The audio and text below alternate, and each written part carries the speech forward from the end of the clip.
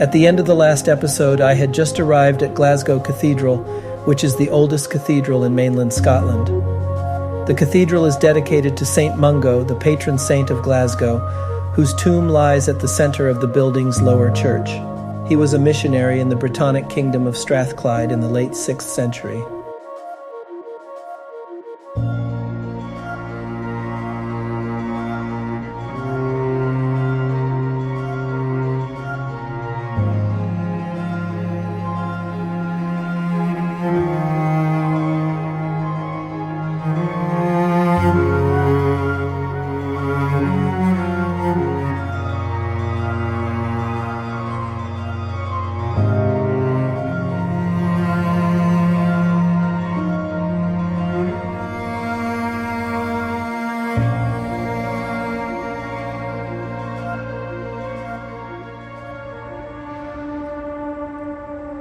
The Glasgow Necropolis is a Victorian cemetery on a low but very prominent hill to the east of the cathedral. 50,000 individuals have been buried here. Typical for the period, only a small percentage are named on monuments, and not every grave has a stone. Approximately 3,500 monuments exist here. The first burials were in 1832 in the extreme northeast on the lowest ground, and were exclusively for Jewish burials. The main entrance is approached by a bridge over what was then the Molendinar burn. The bridge became known as the Bridge of Sighs because it was part of the route of funeral processions. The Glasgow necropolis was described by James Stevens Curl as literally a city of the dead. Glasgow native Billy Connolly has said, "Glasgow's a bit like Nashville, Tennessee. It doesn't care much for the living, but it really looks after the dead."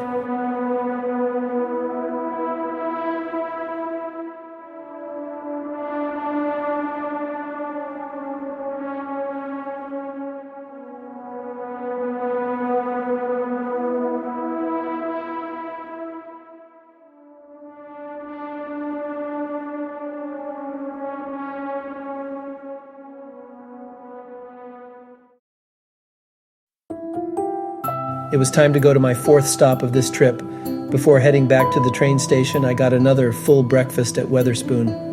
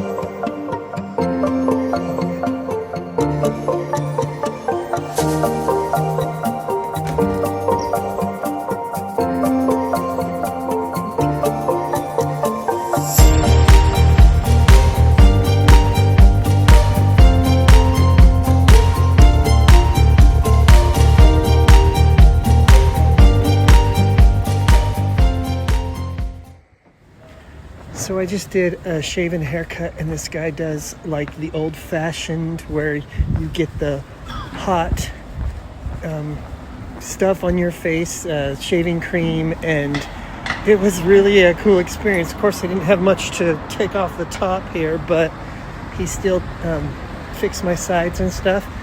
It was awesome. It's worth coming to Stirling if you need a shave and a haircut. This guy is awesome.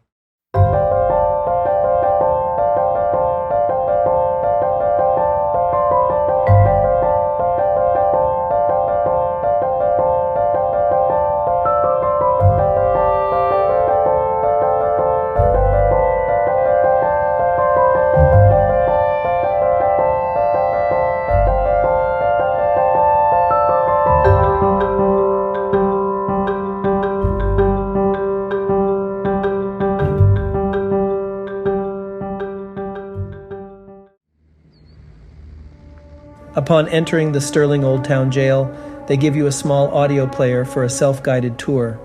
As you enter each room, you press the corresponding button on the player and learn about the life the prisoners were forced to endure. It is worth a tour, but make sure you have at least a good hour to spend while you're there.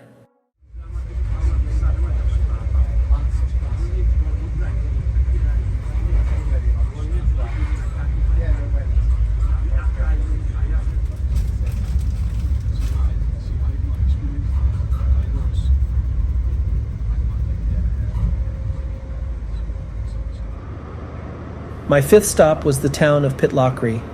This is another place that I have visited a few times. I discovered this town years ago when I was on a northbound train. My train stopped to let a few passengers off, and I quickly snapped a picture of the name of the town so that I could do some research. A year later, I decided to stay for a few days. It's good to be back. I grabbed an early dinner and then spent the rest of the evening at the little cottage I'm renting here. This is so I could work on some of these videos. Hi, good morning from Pitlochry. I am off today to find some breakfast and also to find a new coat. My coat decided yesterday to start shredding. Look at that. Yeah. So it's a leather look, but it's not real leather. It's like fake vinyl leather imitation something. But I've had it for a few years and it's been a good jacket. So the problem is I probably paid $25 at Ross or something like that, so I didn't spend a lot of money on high quality. So I'm gonna go into town here. I saw there were 3 or 4 outfitter stores, like a adventure outfitter type, North Face type situation. So I'm gonna go check those out and get some breakfast. That's this morning's goal. So here we go. After doing some jacket shopping, I decided to walk around Loch Fascally, which is a man-made reservoir right next to the town. The loch lies between steeply wooded hills and is approximately 2 miles in length, narrowing to around 770 yards wide. The loch is retained by the Pitlochry Dam and is part of the North of Scotland Hydroelectric Board's Tummel Hydroelectric Power Scheme. The dam incorporates a salmon fish ladder, allowing around 5,400 salmon to ascend annually. Later that afternoon, I found some fish and chips for dinner. This wasn't quite as delicious as the one I had in Oban at Norrie's, but was still a great meal. Hi everybody from Pitlochry, Scotland. This morning when I woke up, I got sad news that one of my mom's sisters has passed away. So rather than me travel around Scotland for the next 2 weeks, I'm going to go ahead and fly home in 2 days. So I was supposed to go further north from here up into Inverness and then up onto the coast, and then I was going down the east coast and eventually back to Edinburgh. I've decided tomorrow I'll catch a train back to Edinburgh, and then the airline has let me change my flight to come home day after tomorrow rather than in 2 weeks. So unfortunately this part of the journey is going to be cut a little bit short, but that's okay, life happens. And so yeah, I'll update you guys along the road. So, hey, good morning. I just am leaving the flat in Pitlochry. I'm going to go get some breakfast, and then later I'm going to catch a train to go down to Edinburgh. 1 night in Edinburgh, and then tomorrow I will be flying home. So, even though my trip is cut short, this has been an incredible adventure, and I'm already planning for next year's.